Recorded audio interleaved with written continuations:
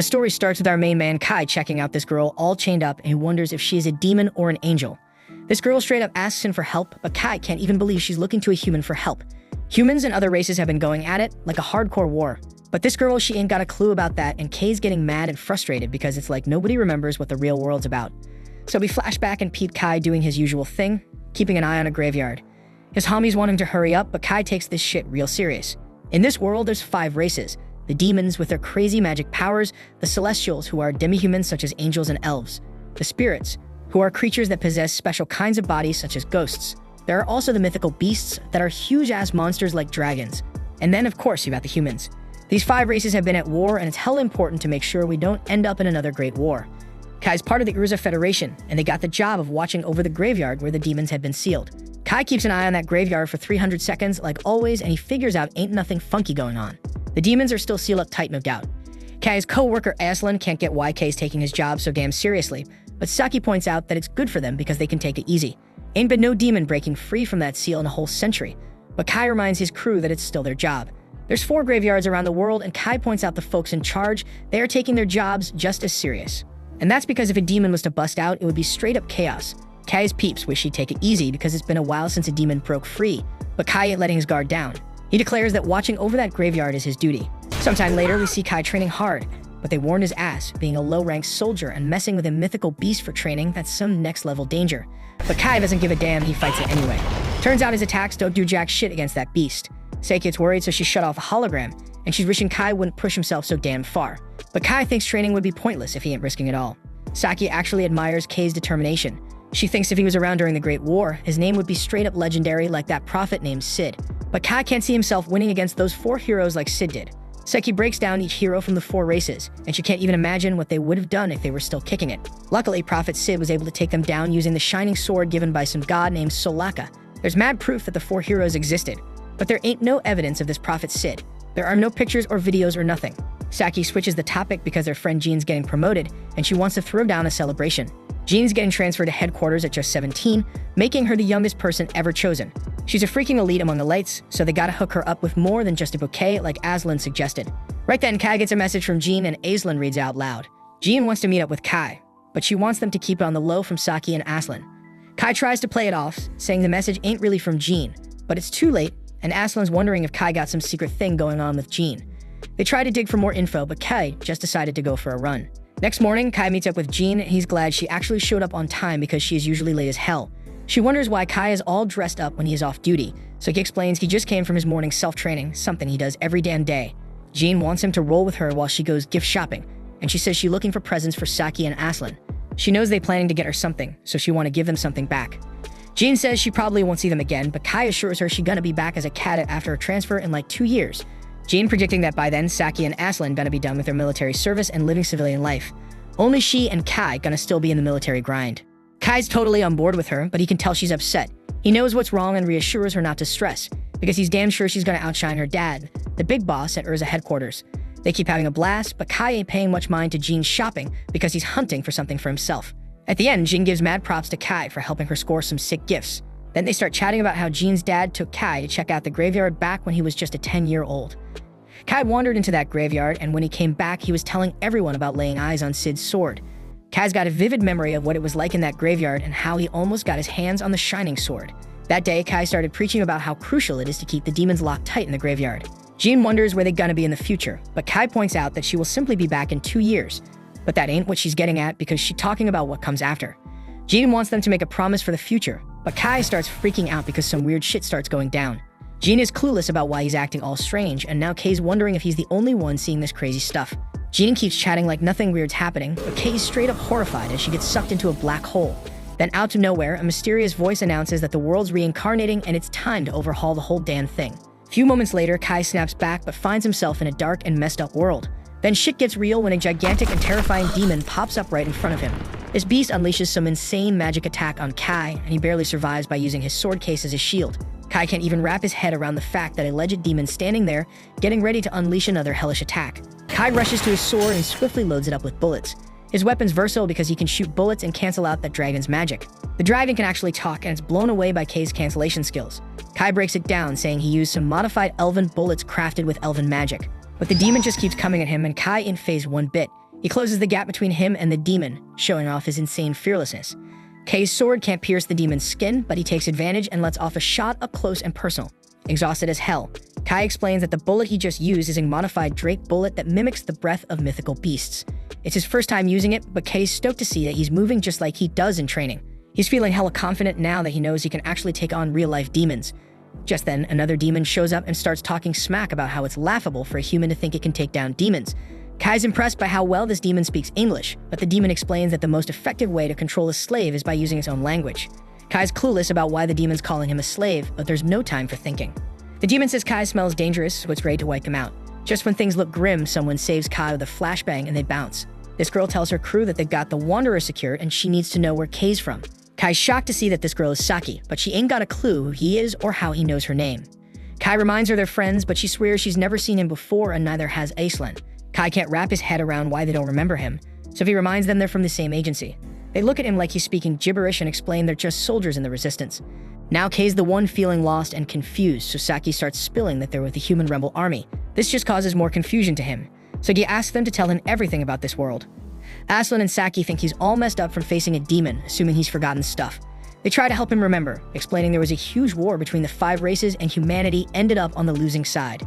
Kai is shocked, of course, because in his world humanity actually won. Aislinn goes on to say that they lost a war over 30 years ago and the other 4 races took over cities worldwide. And damn, humans are struggling to survive, running and hiding like there's no tomorrow. The world's now ruled by the other races, and they stay fighting each other for turf. Aislinn and Saki introduce Kai to Neo-Vashel, the human city. A group of humans snagged an underground spot that was still intact and flipped it into an underground city.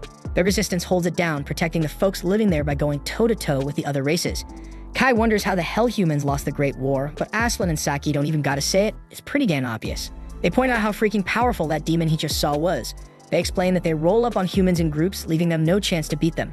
And on top of that, each race got a boss they call a hero, and these heroes are some seriously strong individuals. All this sounds hella familiar to Kai, so he starts wondering what the hell happened to Prophet Sid, humanity's damn savior. Kai can't believe his ears when they say they never heard of Prophet Sid. He tells them that Sid's supposed to be the hero who whooped the other races' asses. Aislinn hits the nail on the head, saying if they had someone like that, they wouldn't be living underground like they are. Just then, the main crew rolls up, and Aislinn explains there are multiple human cities around the globe with resistance groups in each one, all overseen by the main core. The resistance commander is someone who saved countless lives, and Kay's jaw drops when he sees his Jean. Especially because everyone thinks she is a dude. Aislinn and Saki introduce Kai to the commander, explaining his memory is a bit foggy. Jean starts to leave, but Kai can't handle it all and stops her. He tries to jog Jean's memory about who he is and how they were just shopping a few minutes ago. Jean's clueless and assumes he's got her mixed up with someone else. Kai can't even comprehend that she straight up doesn't know who he is, so he straight up asks her why she's fronting like a dude. Jean's hella shocked to hear that, and Kai reminds her about how she wanted to outshine her dad as his daughter. Some soldier named Fallon steps in and Jean decides to dip. Kai's new crew's worried about him, telling him to get some rest. That night, Kai starts digging through some historical docs and realizes that the only records missing are the ones about himself and Prophet Sid. That's when it hits him. If Sid never existed and humans lost the Great War, then why the hell do the graveyards where the 4 races are sealed still exist? The next day, Kai asks Saki about the graveyards, but she's got no clue what he's talking about. Aislinn lets Kai borrow the car, which pisses off Saki, but Aislinn says it was just instinct. Kai pulls up to the graveyard and thinks about how it's his first solo trip. He's tripping out when he sees that the blockade stone is gone, so he enters. The darkness fades into light and Kay's jaws drop when he lays eyes on the shining sword just chilling there. This straight up proves to him that the legends about Sid gotta be true. Kai grabs the sword from the mantle and a loud voice hands him the world coordinate key, calling it the code holder. Suddenly, a massive shiny door opens in front of him and Kai hears a girl screaming for help. Kay's mind is blown because he ain't in the graveyard no more, so he climbs up some big-ass stairs. At the top, he sees a whole bunch of chains keeping just one girl locked up. Her wings look like a mix of demons and angels, and the hot girl begs Kai to set her free from those damn chains. Kai's all confused trying to figure out what the hell race this girl is. But then she tells him her name's Rin, begging for him to save her one more time before passing the hell out. Kai's standing there thinking if he should help her or not. See, Kai hates demons, and this girl doesn't look like any demon. So even though he ain't too sure, he decides to set her free against his better judgment. He grabs his sword and tries to slice the damn chains, but those chains are tough as nails. Ain't no damage happening at all. Next, he busts out his bullets, but even that ain't enough to break the chains. My man's losing hope because he ain't got no other weapons on him. But then it hits him. He's still got that special sword. He tries to remember what the hell it's called and shouts out code holder. And his gun sword starts transforming into this golden code holder thing. Kai can't even believe he's holding the same sword Sid used to save humanity in his timeline. He raises that badass sword and takes another swing at the chains. For a hot second, it looks like he just wrecked the whole damn dimension. But shit goes back to normal and the chains are sliced clean in half. The girl is freed and starts falling to the ground, so Kai catches her. As soon as she opens her eyes, she freaks out and flies away from him, screaming for some chick named Vanessa to come out. She says that she wants a rematch with Vanessa and ain't fair for her to send some weak-ass demon to try and kill her. But before Kai can explain that he ain't a demon, Rin's already launching attacks at him because she hates demons. He manages to dodge the first attack like a boss, but he can't escape the second energy blast she throws his way, and now he's starting to regret helping her. But just as that blast's about to hit him square in the face, he remembers something the system mentioned about the code holder being able to break fate itself. So he grabs the code holder and slashes that magic ball in half. The magic disappears, leaving Kai and Rin both shocked because no way in hell could a measly demon block her attack. Finally, Kai spills everything and tells her straight up that he ain't a demon. He asked her where the hell she even got that idea because he has no wings or tail, so clearly he's just a damn human. Rin realizes she messed up big time, so she apologizes for mistaking Kai for a demon and attacking him suddenly. But she has this deep hatred for demons, so whenever she sees one, it's all about that violence, no questions asked. Luckily, Kai hates demons too, so at least he knows for sure she ain't one. But he is still clueless about her race, so he asks her. But she pleads with him not to ask her about that. Kai agrees to drop the race talk for now, but he has other questions like where the hell they at. But Rin had no clue either. All she remembers is fighting Vanessa, and then she's suddenly stuck in this place. Kai recognizes the name and asks if it's the same Vanessa who's a hero to demons, and Rin confirms it. That surprises Kai because Rin picking fights with heroes and all. So he asks if she's really that strong, and Rin proudly claims she could wipe out a whole damn army of demons if she felt like it. But she also admits that Kai's just as impressive because he managed to block her attacks. She is curious about how he pulled it off, so Kai is about to spill about his sword. But just then he peeps a portal behind Rin, and out comes this ugly-ass monster. The monster starts talking about some fate singularity entity waking up and how it's a major threat to the new world, so it's gonna start doing its thing, get rid of it. The monster tries to take out Rin, but Kai swoops in and saves her at the last second. This monster has serious power, so Kai says he and Rin have no choice but to run, and she agrees. So he grabs her hand and they both dip. Unfortunately, they don't even know where the exit is, and that monster still got access to the portal. It reaches its nasty-ass tendril into the portal and snatches Rin. Then it declares it captured the singularity and starts this termination protocol, forming orbs to erase Rin from existence. Kai can't handle seeing that, so he decides to stop standing around and take action to save her. He busts out the golden sword again and slices that monster's tendril in half, wreaking havoc on the dimension in the process. The monster spots Kai and peeps that he's holding that forbidden sword, but it can't wrap its head around why the hell the sword's here or how a human like Kai got his hands on it. Now that Rin's free, Kai ain't sticking around to find out what the monster's planning. He grabs Rin and jumps through that hole in the dimension, taking them back to the graveyard on Earth. Kai's a bit confused, but he's relieved they made it out in one piece. Rin's feeling hella relieved too because she was scared shitless she might kick the bucket. This is the first time anyone's ever given a damn about helping her out. Her whole life, all the other races have been telling her she ain't one of them. And the demons have been the cruelest, always calling her an abomination. That's why Rin got into that massive fight with Vanessa. Kai tries to comfort her, saying he knows how she feels because all his friends don't remember him no more. He feels like he's all alone in this messed up world. The history he remembers is one where humans won the Great War of the 5 races. But in this world, demons seem to be taking over the human cities. Rin's a little confused because she doesn't remember demons ever getting the upper hand against humans. In fact, around the time she fought with Vanessa, humans were starting to kick demon ass, and the demons were whining about it being because of the human hero. Kai gets all hyped and asks if Rin remembers Sid, but she never got to meet him, so she can't say for sure. Kai realizes he might have overreacted, so he apologizes to Rin, but at least they know they come from the same past, so they gotta be connected somehow.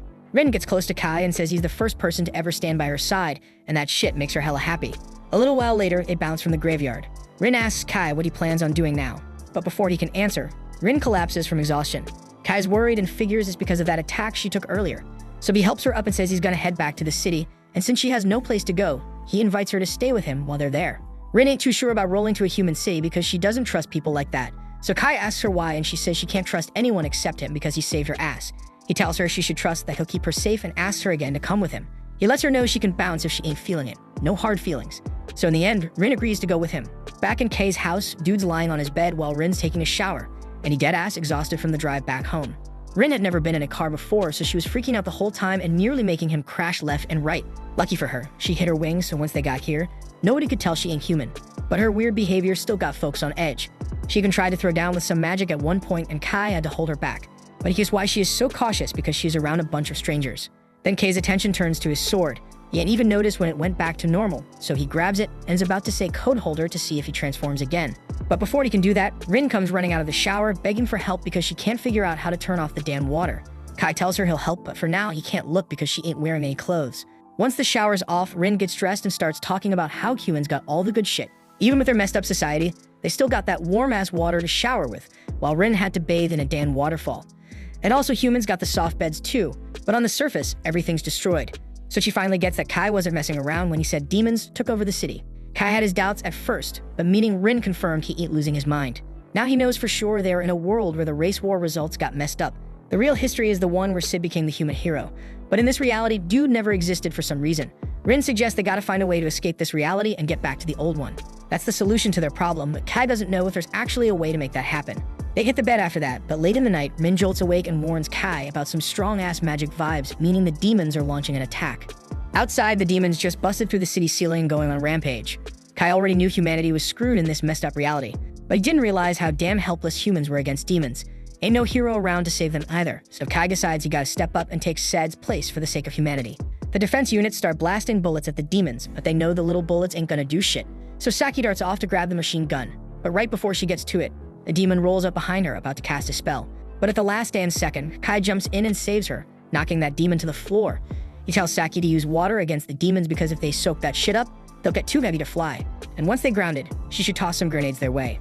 Just then, Kai notices a demon turning Aslan into a freaking stone, so he fires an anti-magic bullet to break the spell and save his life.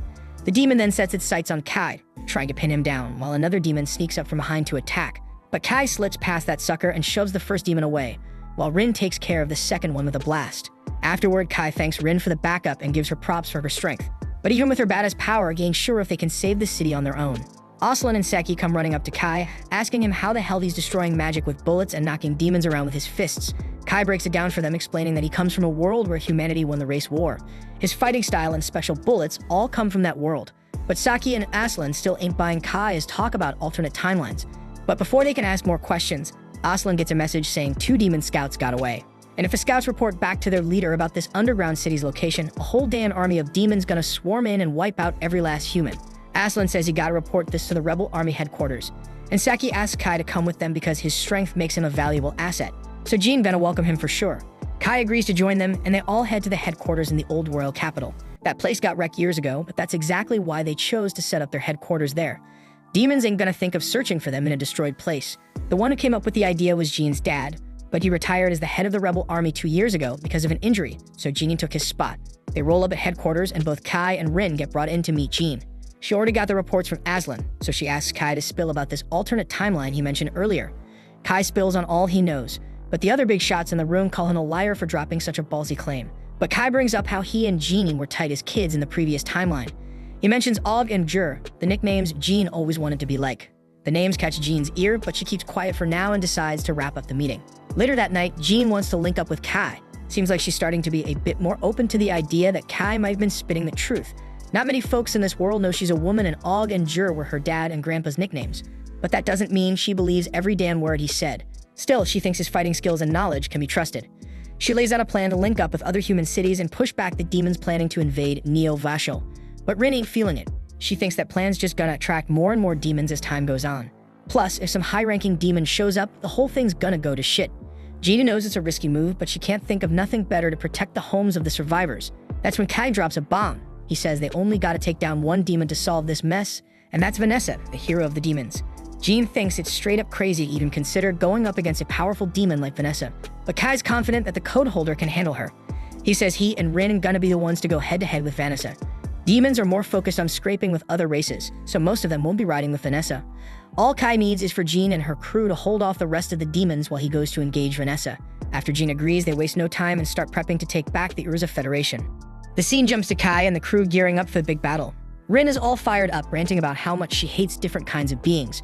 She hates demons because they're shady and deceitful, spirits because they're creepy as hell, mythical beasts because they're straight up savage, celestials because they're stubborn as a mule, and humans because they're weak and fragile. But the kicker is she hates herself the most because she's got a bit of all those traits in her. Despite all that, Kay's the only one who wasn't afraid of her, who saw her for who she really is and accepted her. She's really hoping he doesn't die on her. Then the scene shifts to the Urza Federation's army marching towards the government palace. Saki is in disbelief that their small squad is the one taking on Vanessa. She thinks the plan's got a shot because Jean is leading them, but she's still worried about going up against Vanessa. She questions what they're supposed to do with just the 4 of them, and Kai says a small squad is the key to reaching Vanessa quickly and unnoticed. Seki gets it, but she still isn't thrilled about being part of this risky plan. Kai then turns to Saki and Aslan, telling them they're the only ones he can trust to have his back. Seki's still pretty scared, but Rin steps in and gives her a reassuring pat on the head, which calms her down a bit. Rin tells Seki not to worry, reminding her that she's strong and won't lose to anyone except maybe Vanessa. Seki nervously asks what happens if they do run into Vanessa, and Rin confidently says she'll handle Vanessa herself, even if it comes to blow herself up with her. Seki begs Rin not to go through with such a dangerous plan, and Aslan chimes in, sharing his own worries. He points out that they have no idea what condition the government palace is in and fears the demons might spot them if they move in a big group. Kai reassures him, explaining that demons are sensitive to magic and won't notice them because humans don't have magic. Aslan feels a bit more at ease and wonders if Kai picked up this knowledge from his world. Kai observes that Aslan seems pretty calm, but Aslan admits his hands are actually shaking. He adds that if they manage to defeat the demons, they'll be famous worldwide and might even get some rewards. Kai tells him that he's more reliable than the Aslan he used to know and says he's counting on him. They then arrive at their destination, ready for whatever comes next. Jean gives a speech to boost the morale of the soldiers. She knows some of them might be worried because of the short preparation time, but she reminds them how long they've been fighting. She tells them all that fighting was just the build-up for today. They'd only been nurturing their spirit and will to fight for so long, but now it's time to strike back and make their voices heard. They head into the capital through an underground passage, and Kai is shocked to see the government palace in ruins. The demons patrolling the palace spot them and attack with ice magic. Kai dispels the magic with his bullet and takes out the demon with his sword. More demons show up, and Rin uses her magic to wipe them all out at once, but Kai pretends one of his bullets did it. Aslan and Seki are surprised to see he has a bullet this powerful, and Kai tells them it's his strongest bullet. He then asks Rin if she can sense Vanessa, and she finds out Vanessa is on the top floor. Kai tells Jean he'll go look for the demon hero, starting with the top floor on the north side. Jean says she'll go with him part of the way, but Fallon informs them the stairs on the north side are collapsed, so they should use the ones on the south side. Jean understands and orders a group of soldiers to stay put and not let any demons into the government palace. She orders another group to rescue the prisoners from underground, and her group takes the emergency stairs on the south side. On the way, Fallon asks Kai about the lightning attack from earlier, realizing he wasn't responsible since she never saw him pull the trigger. And she figures out it was Rin's doing. Jean then asks Kai if he's still up for fighting Vanessa alone, and he says he is. She then informs him the demons should be gathering soon. And Rin then notices an imp summoning a large demon on their way up. They're too late to stop it, and it summons the demon. The demon grabs one of the soldiers, but Fallon saves him, telling the others to go on ahead while she deals with this small fry. They leave her behind to handle the demon, and outside, the group of soldiers are also fighting some demons, and the second group saves the captives, and Jean and the others head into a room. Jean gets hit by a powerful lightning attack as soon as she walks in, but she's totally fine. Rin notices she's wearing an elven garment, and Jean explains it's a magic item called the Sacred Light Garment, which they got from an elven village. Jean says this is the best thing for magic resistance. She tells them her forces will handle the demon and tells them to move on. Kai and his group move forward and put on some armbands. Saki is surprised to learn these armbands will keep them hidden from demons and wonders how they work. Rin tries to explain it's barrier magic, but Kai warns her not to. Rin says a human made it by copying angelic barrier magic. She explains it bends light to hide them, and they continue on. A demon approaches them and Saki tries to attack, but Rin stops her. The demon passes right by them without noticing. They're all relieved the barrier is working, and soon they reach the breaker room. They tell Saki and Aslan to stay there and cut the power if it looks like they're losing to Vanessa. Kai explains they'll use the dark to escape, and he'll send a signal when it's time. Kai and Rin move on, then they hear an alarm. Kai worries they've been found, but Rin says her barrier should still be up, and Kai realizes it might be the building's infrared sensors. They keep going and spot some demons waiting for them. One demon says that human machines come in handy sometimes, revealing that the demons use the surveillance system to track them. Kai asks if this demon maintains the system, and he learns that Vanessa suggested using it. Since the slaves handle maintenance, it's hassle-free, and the demon hero is pleased with the invasion. The demon is curious why they'd risk a suicidal mission. Kai asks him to lead them to Vanessa, but the demon says he'll use them for his own amusement. He and the other demons then attack Kai, but Rin quickly flies him out of the way and takes him to the stairs leading to the next floor. She blocks off the demons and tells Kai to go ahead while she handles them. Kai isn't happy with this plan but has no choice, so he moves forward. The demons then catch the scent of every race coming from Rin, and they're confused about what she is. Rin says she doesn't know and admits she hates demons. Then she gets ready to attack them with her magic. Kai then finds Vanessa's room and is surprised to see that the demon hero is a hot succubus. We then cut to Jean battling the demon from earlier, with the others backing her up with gunfire. Jean tries to strike the demon, but he grabs her sword and attacks her with fire magic. Her elven garment protects her, and the demon realizes this. Jean's sword then transforms into a bow, and she uses it to take down the demon. Before dying, the demon notices that Jean is using angelic and elven magic items and warns her that these items will drain her life force because humans can't use magic properly. Jean finishes him off and says she chose death willingly. She explains that's the kind of resolve a human needs to defeat demons. Another demon drops down from above to attack Jean, but Fallon swoops in to save her. The demon recognizes Fallon and wonders if she's the dragonar who wields a drake named Fong. Fallon denies it, and Jean hopes things are going well on the top floor. The scene shifts to the top floor, where Vanessa asks Kai if he's not surprised that the strongest demon is a succubus. Kai says he's not surprised at all, and Vanessa finds him interesting. She mentions she wanted to charm him into becoming her slave, but didn't expect his reaction. She asks if he's the commander who uses the elven garment, but Kai says he's not, he's just an outsider. Kai says he's from a world where she was defeated, but Vanessa tells him no such world exists. Kai doesn't care if she believes him or not. He explains he ended up in this world against his will, and that, according to the history he remembers, the Great War of the 5 races ended years ago. Vanessa asks Kai which race managed to defeat her, and she's amused to find out it was the humans. She wants to know which human did it, and Kai tells her it was Sid. The name triggers some memories for Vanessa, but she quickly pushes them aside and tries to use her magic on Kai. But Kai cancels her spell. Kai then attacks, only to discover it's an illusion. Vanessa strikes from behind, but he dodges. She notices his weapon is unusual and realizes it must be from his old world.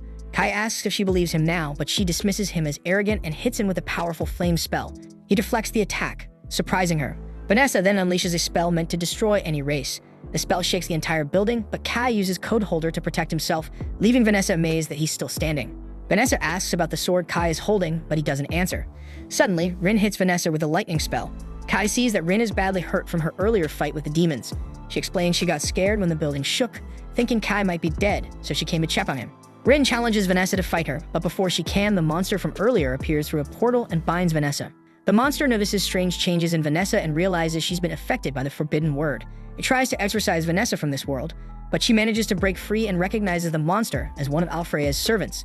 Vanessa retaliates with a powerful fire spell, severely injuring the monster, but it's still alive. The monster escapes through the portal to recover, and Kai is stunned by Vanessa's strength. He can't believe Rin was fighting someone this formidable.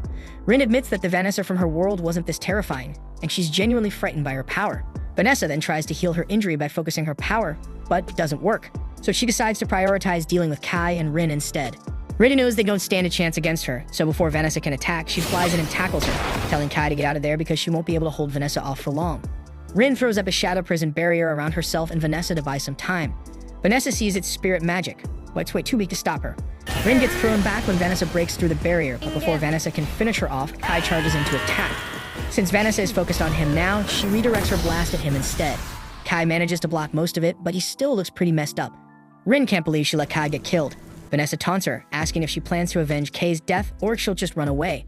Rin is fed up with Vanessa's trash talk, so she's going all out to make sure Vanessa pays for this. Rin unleashes her full power, and her body starts showing traits from all 5 races. Vanessa thinks it's amusing, but Rin isn't messing around anymore. She lands a solid punch, wiping the smile off Vanessa's face.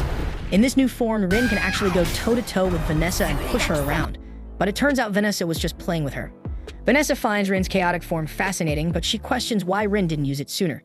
If she had, she might have bought enough time for Kai to get away. Vanessa wonders if Rin was scared to show her true nature or if she was worried about being called a monster. Rin starts crying, but Vanessa reminds her that she only has herself to blame. Vanessa is the demon hero and will do whatever she wants, but Rin had the chance to save Kai and doesn't go all out because she was afraid. It's her hesitation that got Kai killed. As much as Rin hates to admit, Vanessa's right. It's her fault Kai is dead. But that doesn't matter now. Nothing she does can bring Kai back, so she just wants to die and take Vanessa down with her. She grabs Vanessa's hand to slap a curse on her. Before Vanessa even realizes what's happening, blood droplets start oozing from her skin. These drops are Vanessa's life force, and there's no way to defend against them. They'll keep falling until both Vanessa and Rin are dead.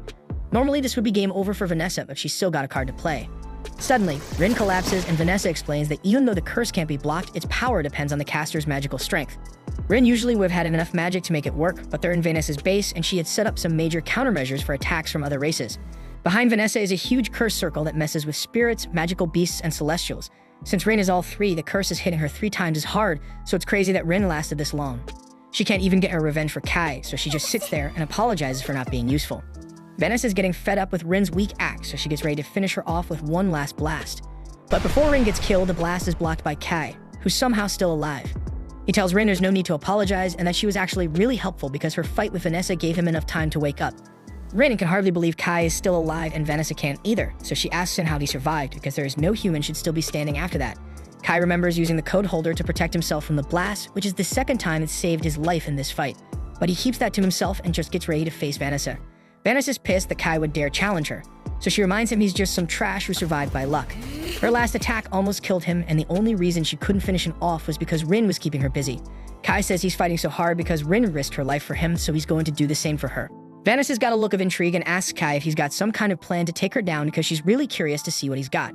Humans always talk big about showing their potential, but she's never been impressed by any of them.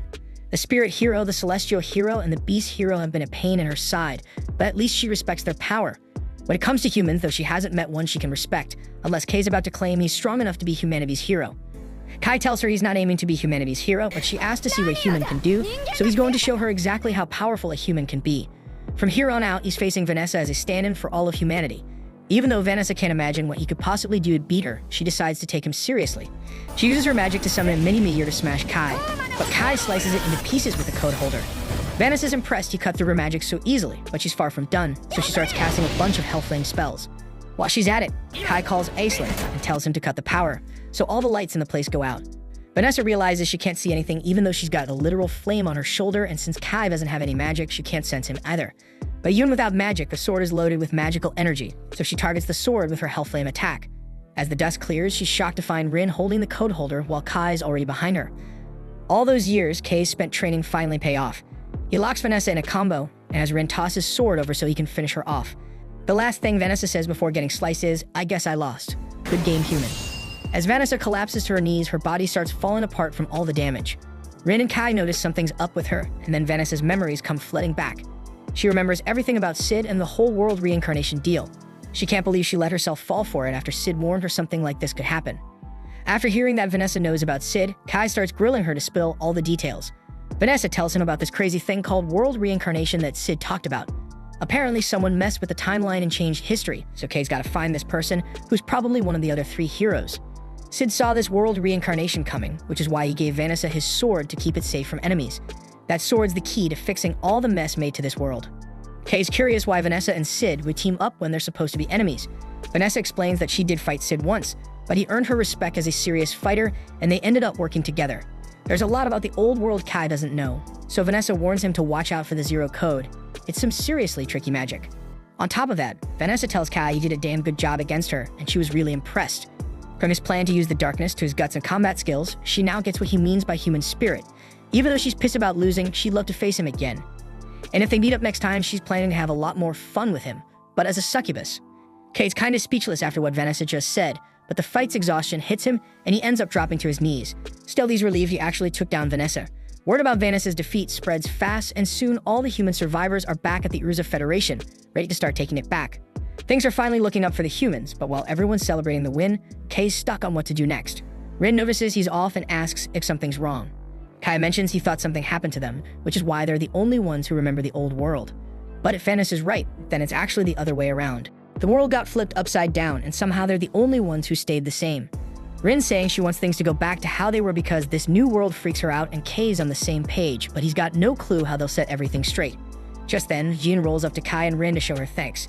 Even though the place is a wreck right now, the only reason humans managed to take back their city is because of what Kai and Rin did. That's why she wants to thank them on behalf of the rebel army.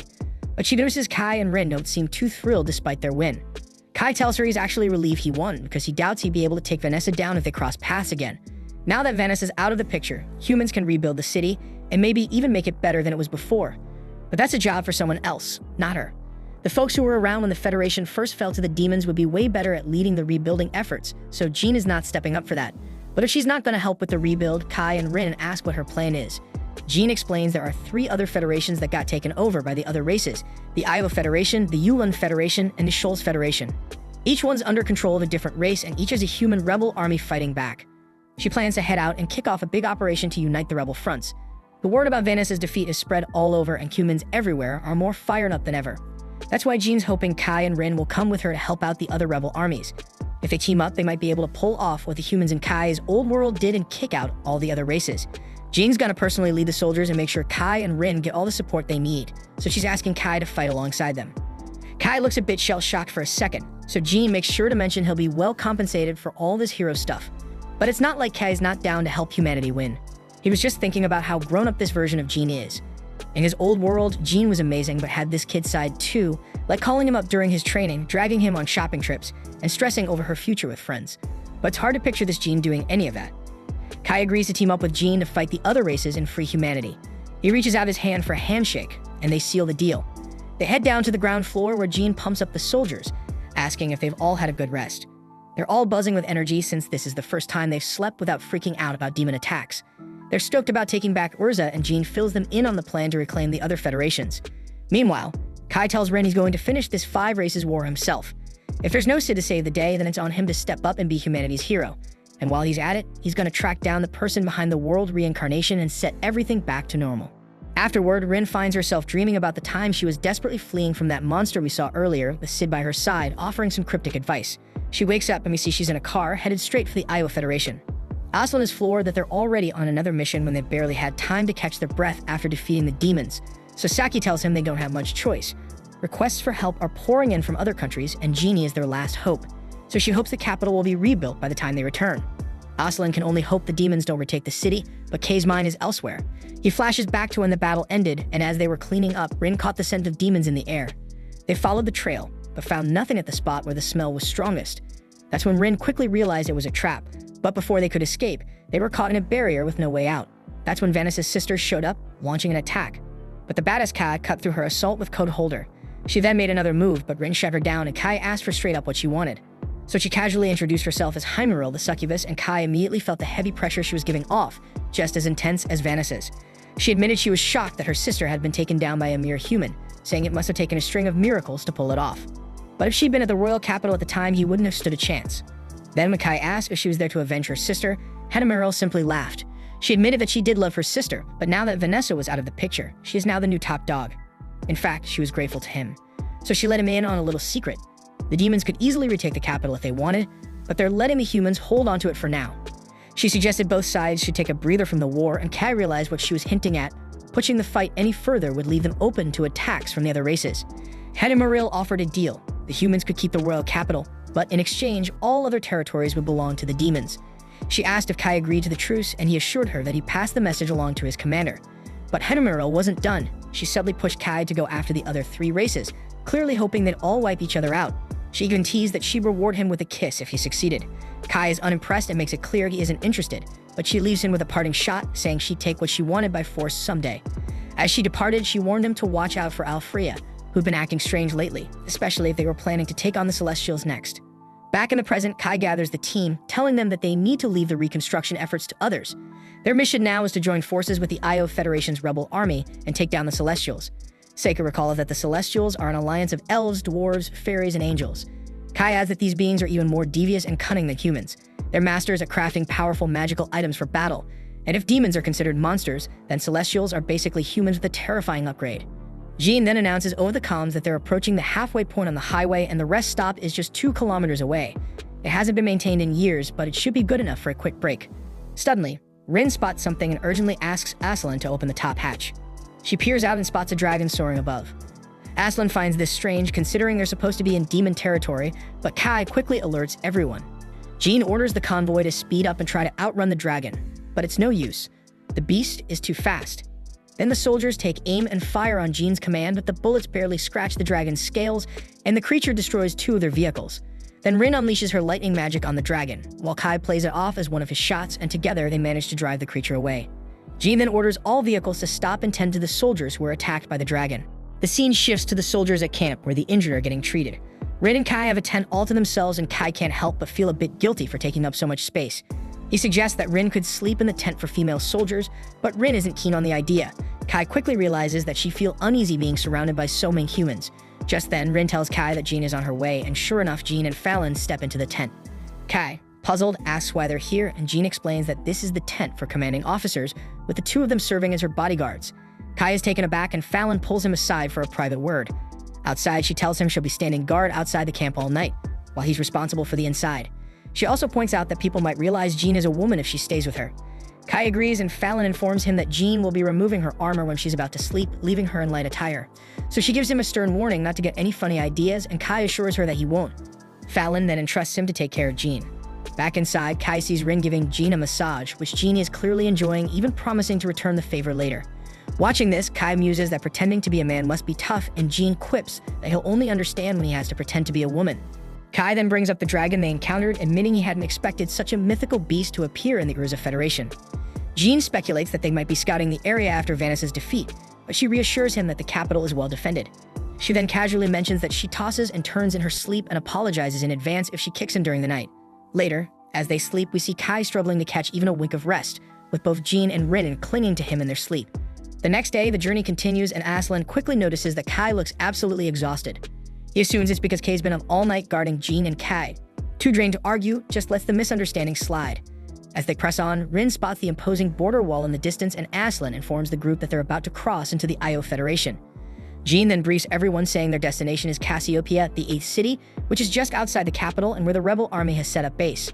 As they drive towards Cassiopeia, Saki is on edge, ready to blast any celestial that crosses their path, confident that their weapons are more effective against them than other races.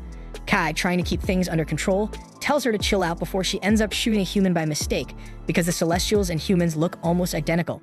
Jean then gives the order to stop the vehicles, and they continue the journey on foot. Along the way, Rin casually picks some fruit and starts munching on it. Kai then asks if it's safe to eat, and Rin assures him it is, but then admits her tongue tingles slightly. Kai quickly informs her that the fruit is poisoned, which she finds hard to believe since she's eaten them before in the Elven Forest, leaving Kai puzzled as to why these fruits from the Elven Forest would be here. Fallon steps in to clarify, explaining that the celestial invasion has merged the Elven Forest with the human city. When they finally arrive at the rebel army's headquarters, they're greeted by cheers from the humans in the area. The members of the rebel army also salute them as they enter. Zephan, the advisor of the rebel army, warmly welcomes them, expressing how the news of Jean's victory has sparked new hope among them. He then greets Fallon, revealing they have a history together. He's surprised to see her again, remarking on how long they've survived in this desolate world. Fallon, however, insists she's not old enough to be considered long-lived. Without wasting any time, Jean requests to speak with their commander, and Zephan promptly escorts her to him.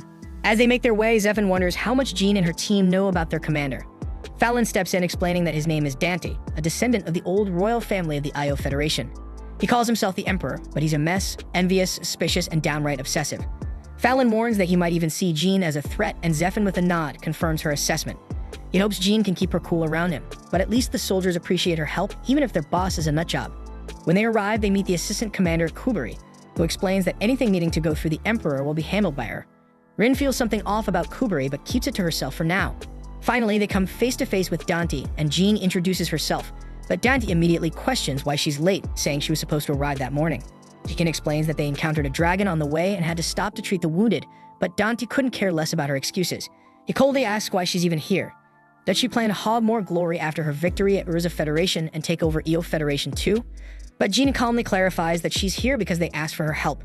Dan then reveals that it was his subordinates who requested assistance without his consent. Jean figures that Dandy doesn't want to be ruled by the Celestials, and he grudgingly agrees. She cuts straight to the point, telling him that chasing after glory is pointless right now. If he wants honors, he needs to start acting like he deserves them, because in the end, it's the soldiers who decide who gets praised. She adds that if he steps up and leads like a true commander, the people will respect and praise him. Dante, however, is shocked, and more than a little insulted, that she would dare give him advice. The scene shifts to a strategy meeting between Jean's forces and the rebel army. Zephan lays out the situation, explaining how the angels, fairies, dwarves, and elves are spread across the land, but admits that these areas are uncharted territory for humans. Jean quickly realizes this means they have no clue where the celestial hero is hiding, so she boldly offers to lead the search herself. She asks Dani for permission to borrow some elite soldiers, but Dani shuts her down, claiming it's foolish for a general to be on the front lines. Jean is undeterred and responds that she's willing to put her life on the line for the soldiers who are fighting for these lands, inspiring the rebel troops with her words. Later that night, we catch Rin getting Aslan to cook something unique. The dish looks so horrid that Aslan seriously doubts whether it's even safe to eat. Rin assures him she's had it before, but Aslan remains skeptical. Meanwhile, Aslan casually asks Kai if he noticed Kuberi during the meeting, commenting on her beauty, and Kai is surprised to see that Rin is also curious about Kuberi. The next day, Jeannie is out scouting the Elven Forest with the rebel army. While back at the camp, the Emperor is grumbling about how reckless Jeannie is for scouting herself. Kuberi agrees, saying that a general should stay in the camp and command the army. Dante is paranoid about Jean's growing influence and worries that she's swaying the soldiers with her boldness. Kuberi, however, reassures him that there's no need for the Emperor to worry about this, so he says that Kuberi is the only true subordinate to him, and Kuberi secretly smirks at how gullible Dante is. When Jean returns from her scouting mission, she immediately starts drafting a map based on her findings. Kai notices that Fallon was worried sick about Jean, and when Jean brushes it off, Fallon's anger bubbles up, and she warns Jean that a serious lecture is coming her way later. After the strategy meeting, Jean lays out the details of her scouting mission, revealing that they've managed to identify the patrol routes of the elves. She outlines the next steps, continued exploration, and the development of an invasion strategy. She asks for everyone's cooperation, and the soldiers are eager to work with her. Once the meeting wraps up, Rin impatiently asks Kai when they'll get to fight the angels and elves. Kai explains that they'll engage only after they're fully prepared, and Jean cautions that the Celestials are cunning. Rin isn't thrilled by the delay, but Kai reminds her that they'll need her strength when facing Alfreya. Rin then notices that Kuberi and Dante are conspicuously absent, and Kai speculates that they're not too keen on leading from the front lines. Meanwhile, Dante is fuming over Jean's growing success, so Kuberi hands him a piece of paper, suggesting that they need to accomplish something even more impressive to regain the upper hand. She tells Dante that achieving this will solidify his position again, and Dante laughs as he reads the plan. He then informs Zephyr that he plans to personally lead the soldiers into the Elven Forest, intending to capture elves and angels as prisoners of war. Zephyr is taken aback, doubting the feasibility of this plan, but Dante arrogantly reassures him, revealing that he already has a flying column deep in the forest. He declares that they're leaving immediately, but Zephyr tries to caution him, pointing out that this could mess up their coordination with the Urza rebel army. But Dante is too full of himself to care and cuts him off and orders Zephyr to keep his mouth shut and not share this intel with the Urza rebels' army. As Jean and her team return from yet another meeting, Rin pulls them aside, expressing her suspicion that Kuberi might not be human, and elsewhere, we're shown the aftermath of a crushed rebel army. Above the scene, a castle hovers ominously, and inside, Alfreya informs the dwarves and elves that the angels plan to sever ties with them. They're stunned by the news, and they curious ask about the monstrous figure lurking behind Alfreya, but he offers no explanation. Alfreya then launches an attack on the elves, but the elven Grand Elder meets his assault head-on. Despite her best efforts, her power is no match for his, and Alfreya swiftly traps her within a crystal prison. The force of his attack creates a whirlwind, sending the elven shrine maiden tumbling from the castle down into the depths of the elven forest. After some time, the shrine maiden awakens in her home. The other elves, sensing her consciousness, telepathically bombard her with questions about the elder's fate. She urges them to stay calm and instructs them to gather everyone, elves, fairies, and even dwarves. Her request leaves the other elves stunned. They can't quite grasp what shrine maiden Raren has in mind. One of the elves then nervously inquires about the captured humans, and Raren realizes this isn't the moment to handle them, but suddenly she comes up with a plan. The scene shifts to Jean and her forces in the Elven Forest, and Fallon reports that they haven't had any contact with Dante since the previous morning, and his current whereabouts are a mystery. Jean is baffled that Dante would venture into the perilous Elven Forest, knowing full well the risks involved.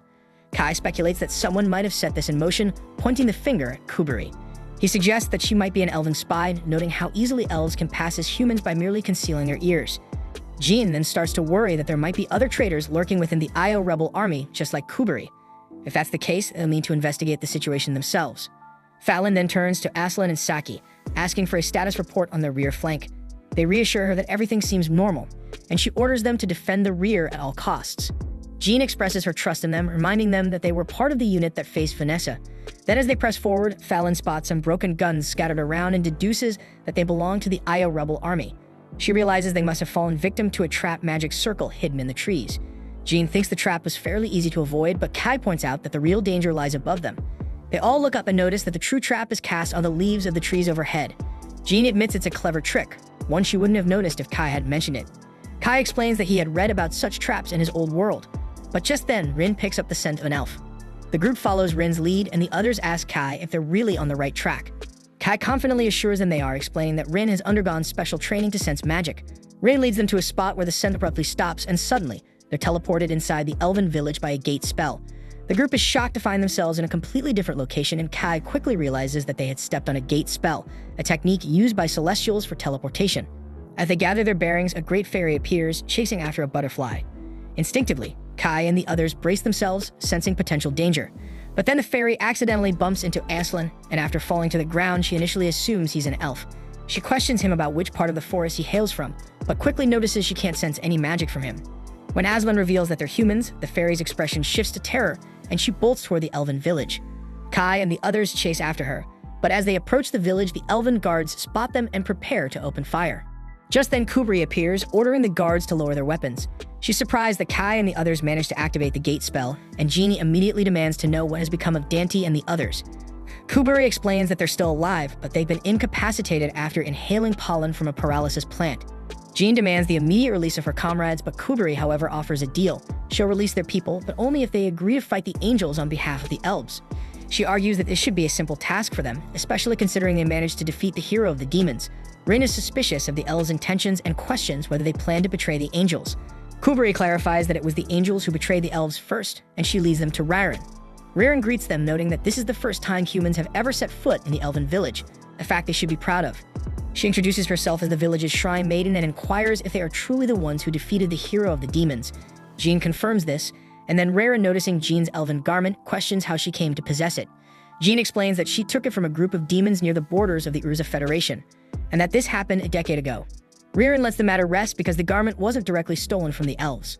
Riordan then proposes a contract. In exchange for the safe return of their captured comrades, she requests that they rescue their Grand Elder from Alfrea. Kai is taken aback to hear that the hero of the Celestials, Alfrea, has captured their Grand Elder. Riordan sighs, explaining that Alfrea has changed dramatically.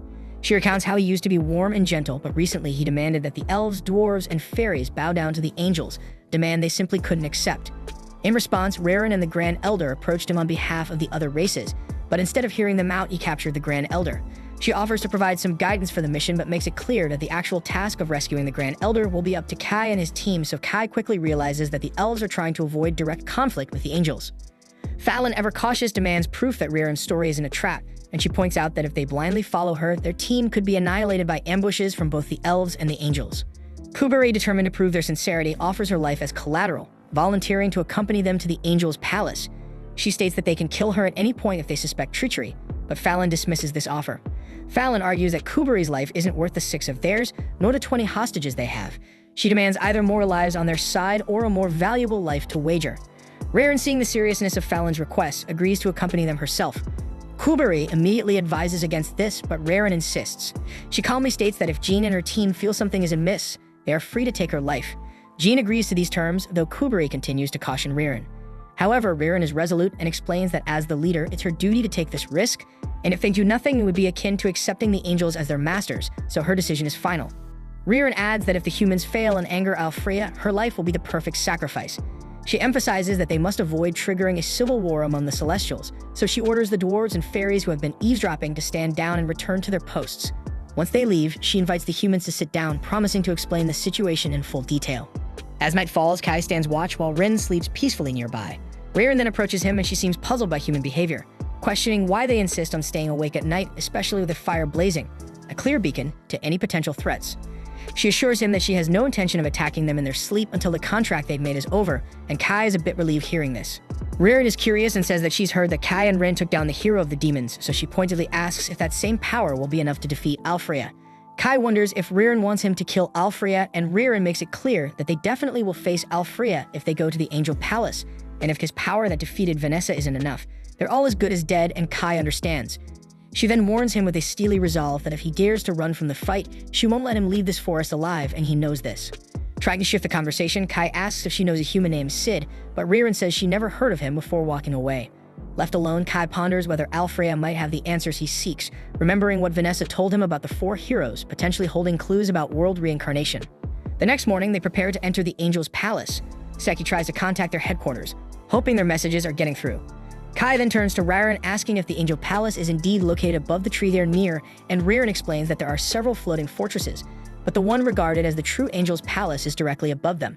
She then activates a gate to transport them to the palace, and Kai immediately notices the gate's double-layer activation, a sophisticated defense mechanism. He wonders if it's designed as a countermeasure against humans, but Riordan dismisses the idea, saying that humans are too weak to warrant such precautions. It's the other races they're concerned about. Kai isn't surprised by the Celestials' arrogance, seeing the same underestimation that the demons had shown. So he suspects that most of the Angel's forces are likely stationed at the borders, guarding against threats they consider worthy. Riordan agrees with him, and she thinks that Kai really managed to defeat the hero of the demons. They teleport to the Angel's Palace and are immediately hit by a foul stench, a mix of burning flesh and decay. Then they see smoldering angels, but Riordan quickly assesses that these angels are still alive. She's baffled, trying to figure out who could have done this, while Kai quietly thinks this chaos might actually play in their favor. They press on, teleporting to the next floor, where Fallon remarks on their luck to have an elf guide. Without Riordan, entering a place like this would have been nearly impossible. But their progress is cut short when they're suddenly attacked by an angel named Vicious. Riordan is shocked to see her, recognizing that she too is turned against them. Vicious coldly declares that she's merely a servant of Alfrea, acting on his orders. Riordan then asks if Vicious is the one who attacked the angels outside, but Vicious replies that it was Alfrea himself who did it, punishing them for their disobedience. She then reveals that the execution of the Great Elder of the Elves is imminent, intended as a brutal message to all other races that they are inferior to the angels. Then as she moves to strike, Kai swiftly counters, and Fallon, Aslan, and Saki engage her in battle. Fallon urges Jean and the others to keep moving while they hold off Vicious, and with a quick nod, they rush ahead. On the next floor, they encounter an angel knight named Raffaello. Rin steps forward to face him, telling the group to continue without her. Kai hopes that she will catch up to them after she defeats him, and they leave. Raffaello then asks if she's truly willing to sacrifice herself for the others, but Rin with a calm confidence replies that she can only give her all when no one else is around to witness it. They finally reach the last floor before Alfreya's lair, and Raren immediately begins disabling the barriers separating this room from Alfreya's lair. As she works, Jean turns to Kai and apologizes for not aiding him in his fight against Vanessa, but she promises to make it up to him by standing by his side in this battle. Raren then successfully deactivates the barriers and they ascend to the top of the castle. Raren then spots the captured elven elder, who looks up in shock and surprise upon seeing them arrive. Alfreya then appears and he is so angry that the damned humans have set foot in his palace. With a smug arrogance, he declares that all blessings descend from the heavens and they are bestowed upon the earth, but only angels are worthy of such divine favor. The scene shifts to Vicious launching an attack on Fallon and the others, but Fallon quickly counters and strikes back at Vicious. Vicious then realizes that Fallon's sword is forged from Drake's fang, and she remarks that she's heard the power of a Drake erupts with impact. Fallon is taken aback by Vicious's knowledge, and Vicious nonchalantly explains that the Celestials excel at creating such magical items, so it's only natural they'd know. Fallon retorts that their lord is trying to enslave the very Celestials who create these items, and she thinks he must be pretty damn arrogant.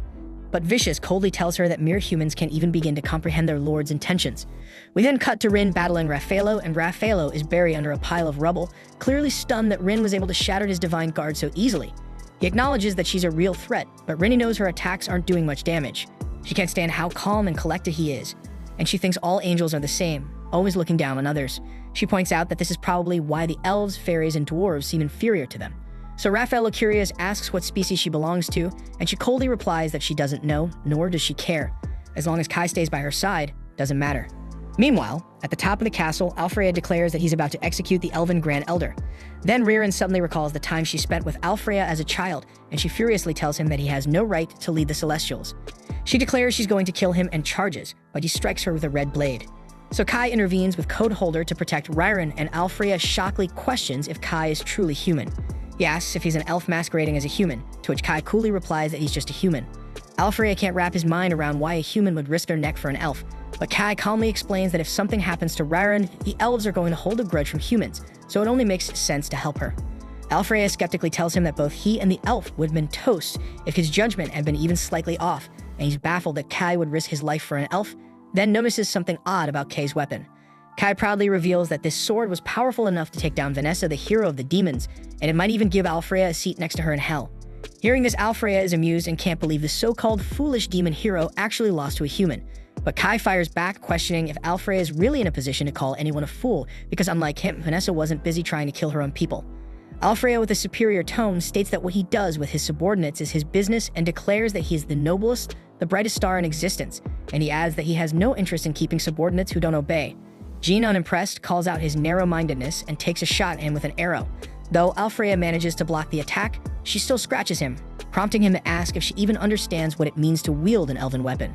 Jean, unfazed, tells him she doesn't mind draining her life away. Kai, confused, wonders what she means, but Jean brushes it off, saying she'll explain later, because for now she's focused on taking down this arrogant angel, and Alfreya with disdain declares that they're just throwing their lives away.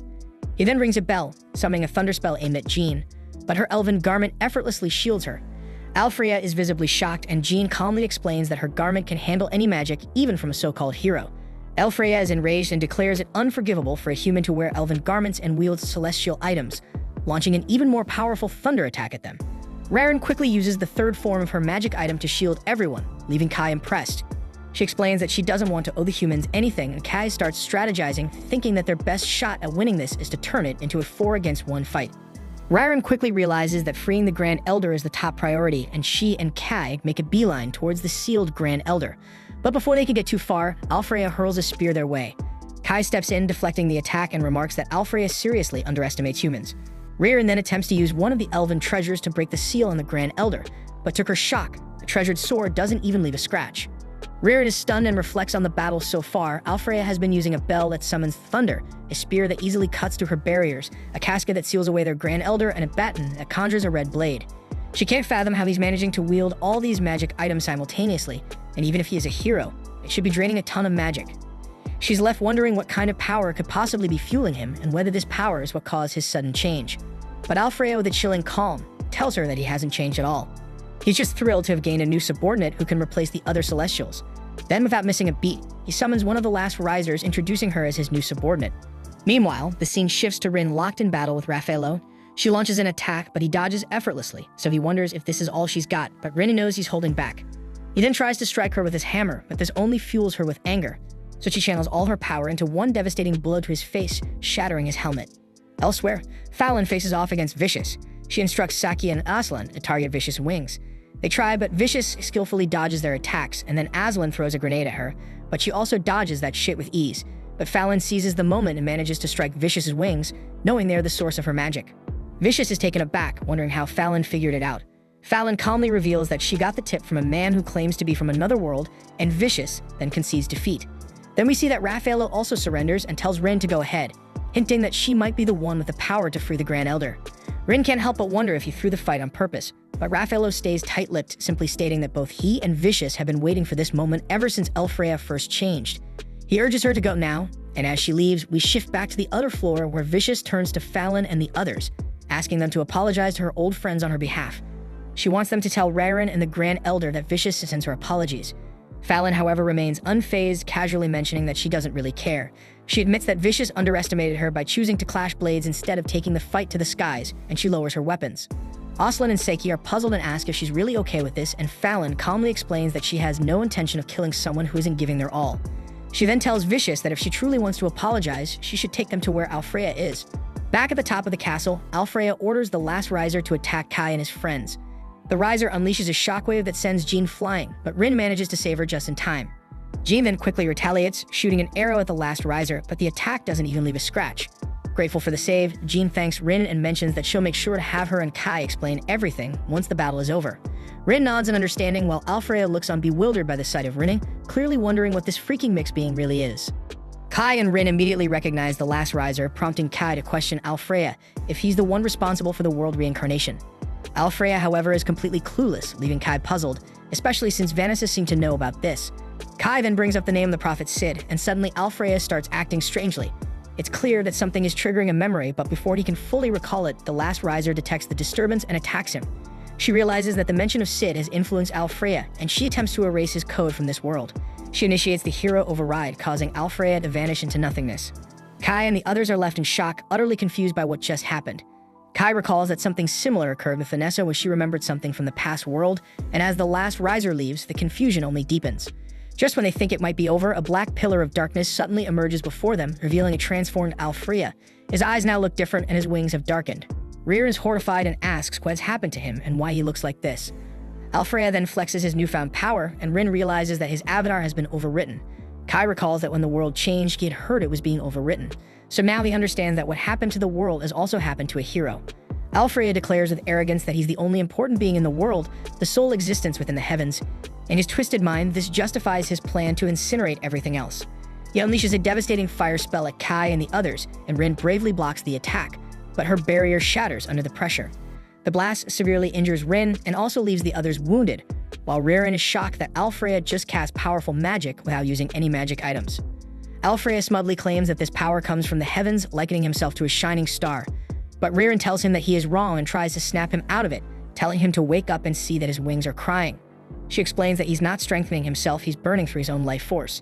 She reminds him that Celestials take pride in their magic items, but he's abandoned that pride and is taking pleasure in using raw magic. Raren shames him, calling it a disgrace to the Celestial name. Alfreya is enraged and retaliates with a beam, but Raren defends herself with her magic items.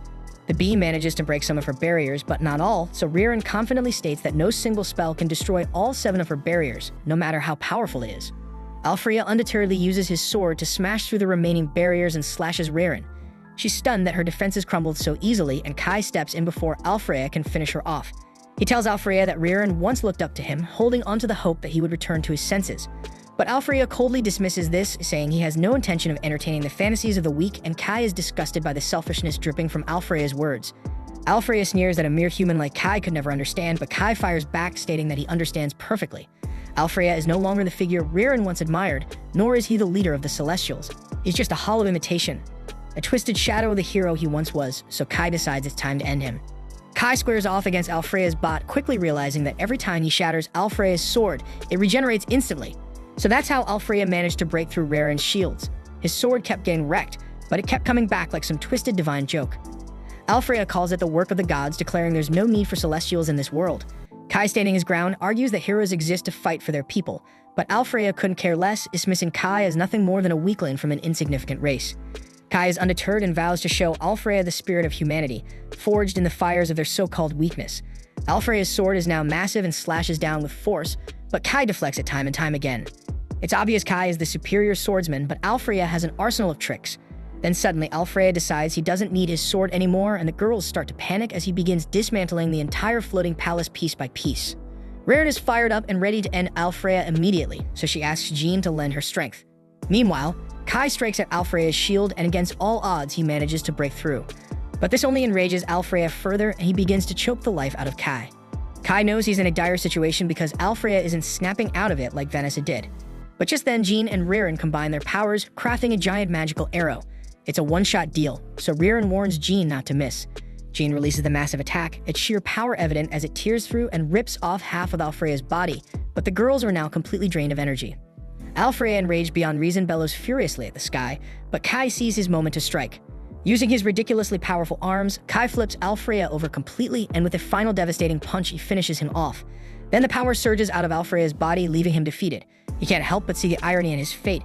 The one who claimed to soar above all has now lost his wings and fallen to earth. Alfreya finally regains his senses, but it's too little too late. The whole place is crumbling around them. He yells for everyone to escape and tells Ririn he no longer deserves her adoration. Alfreya then says that he will take the full blame for all that's transpired, and he asks Ririn to relay this to the Celestials. Kai then thinks that this situation feels like deja vu from what happened with Vanessa, and Alfreya reveals that Sid had entrusted him with a cryptic message. Sid had spoken of something that was supposed to exist, though Alfreya admits he has no idea what Sid meant, but it was clear Sid was deeply frustrated.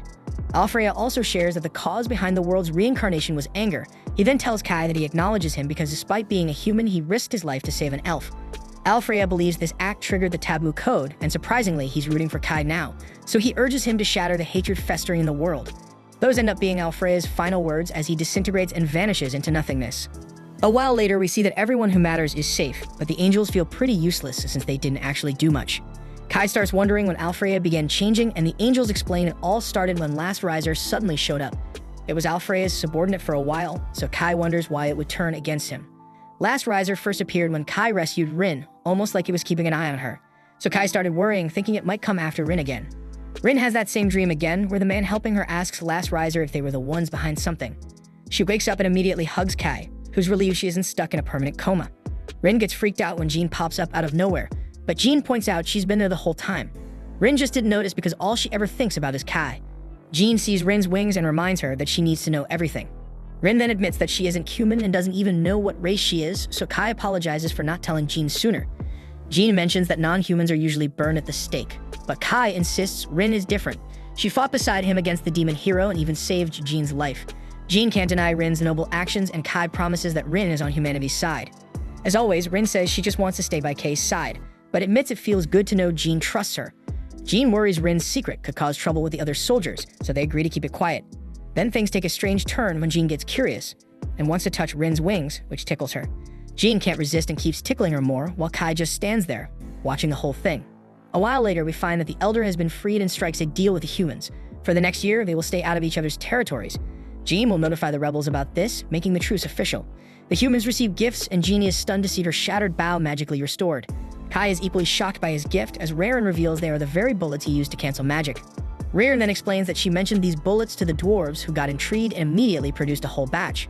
Ririn even helped by smelting the ore for them, suggesting Kai call them sacred elven bullets. The Elder expresses gratitude to the humans, acknowledging that without them, the Celestials would have been plunged into a brutal civil war.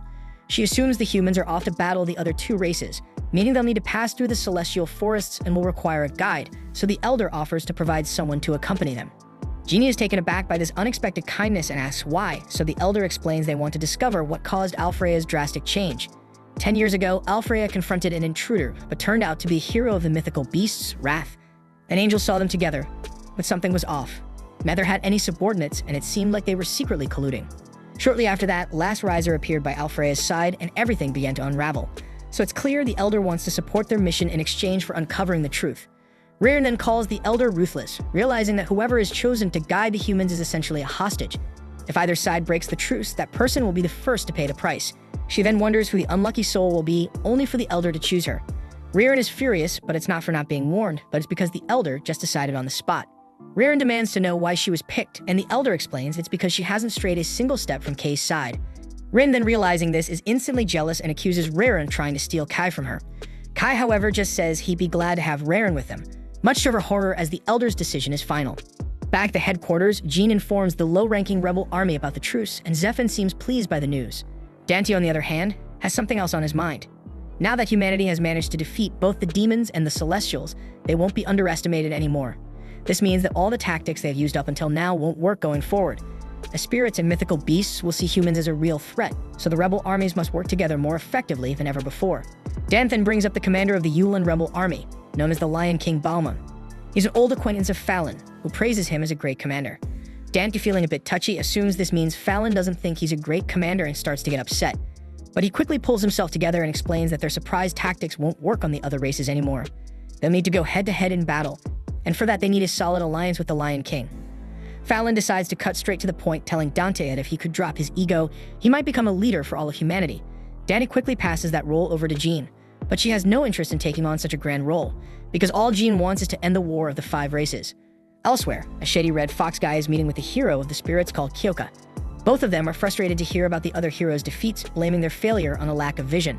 They had both half-heartedly resisted Last Riser and failed to keep her in check.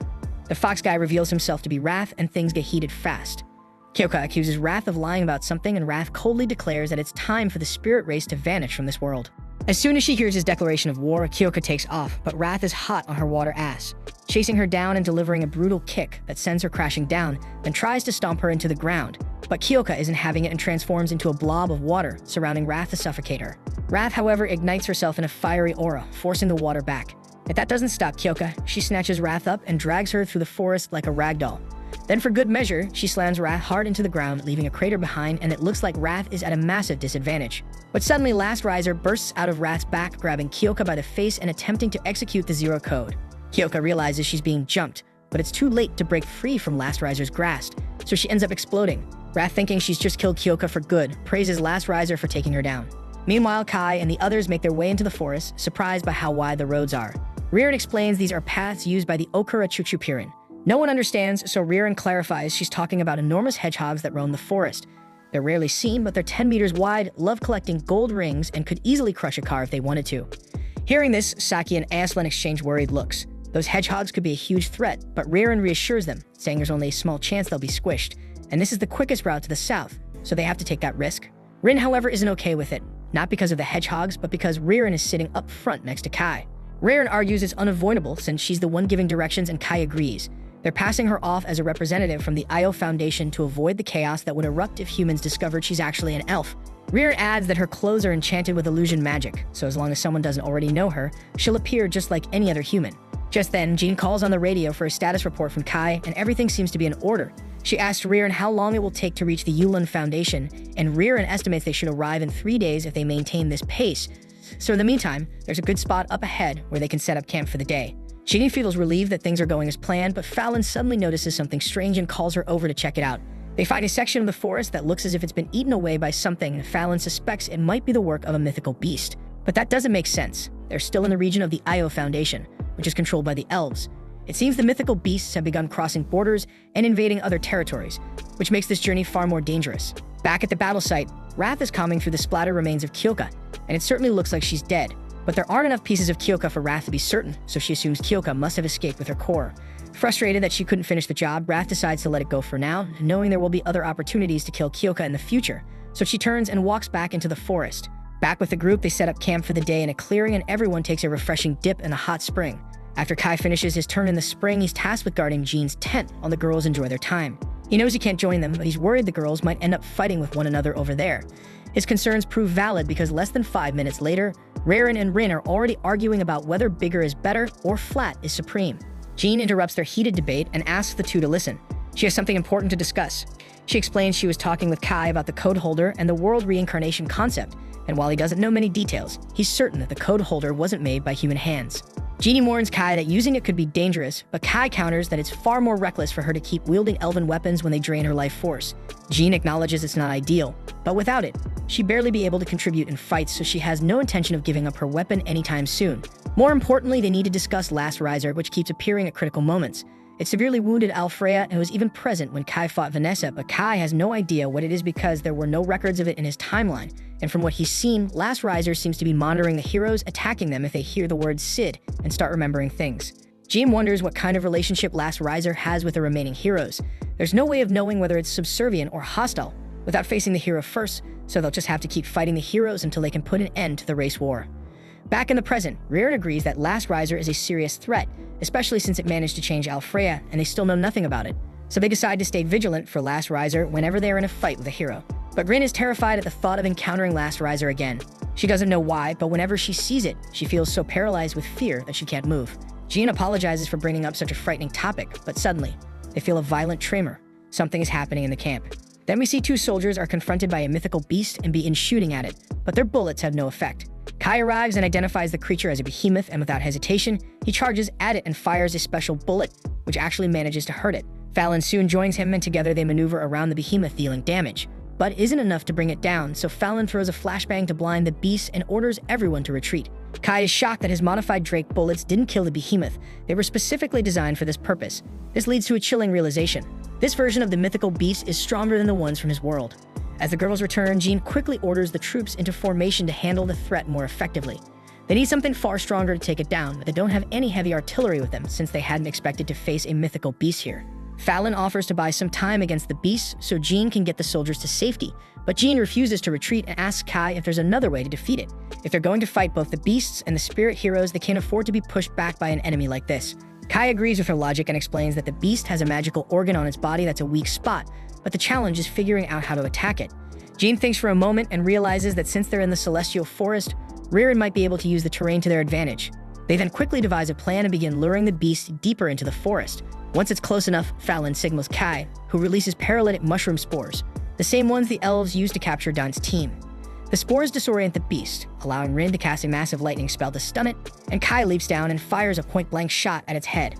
But even after all this, the beast keeps advancing, trying to attack Rin, forcing Kai to step in and defend her. But before the beast can cause any more damage, Rieren activates a teleportation circle beneath it, sending it away.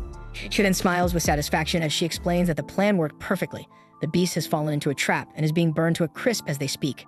Jeannie is pleased with their victory, but then she notices something bad happened to Kai, so her smile fades as she rushes over to check on him. Rin is standing over Kai, tears streaming down her face. He has suffered a severe wound to his shoulder from when he stepped in to protect her earlier, so she blames herself for him getting hurt. Kai then explains that the beast could still sense magic, so when Rin cast her spell, it locked onto her and tried to take her out. And there was no way he was going to stand by and let that happen, so his injury was inevitable. Rin hates seeing Kai like this. He's clearly in a lot of pain, but he's still more concerned about her well-being than his own, so he asks if she's okay. Rin assures him she isn't hurt, and Kai is relieved to hear that, even though he's far from all right. Jean and Rieren then quickly come over and help patch him up, and they manage to get Kai back to camp for proper treatment. But while he is unconscious, he has a strange dream. In it, a mysterious voice in the forest calls out to him, urging him to wake up and come to it as the child chosen by fate, the one who touched upon the taboo code. Kai wakes up suddenly, realizing he wasn't the only one who heard the voice. Jean had the same dream.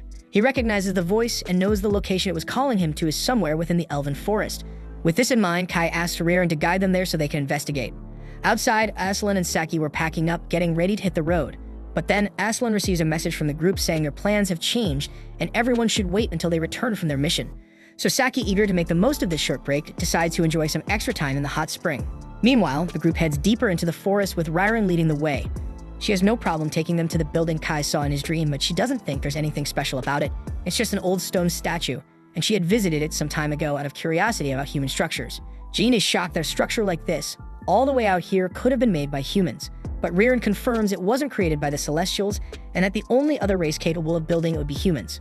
Kai realizes the building must be a megalith, although none of the others recognize the term. He explains that there were several of these in his old world, though they were called graveyards.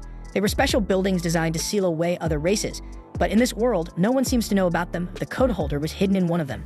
As they arrive at the megalith, a voice calls out inviting them to come inside.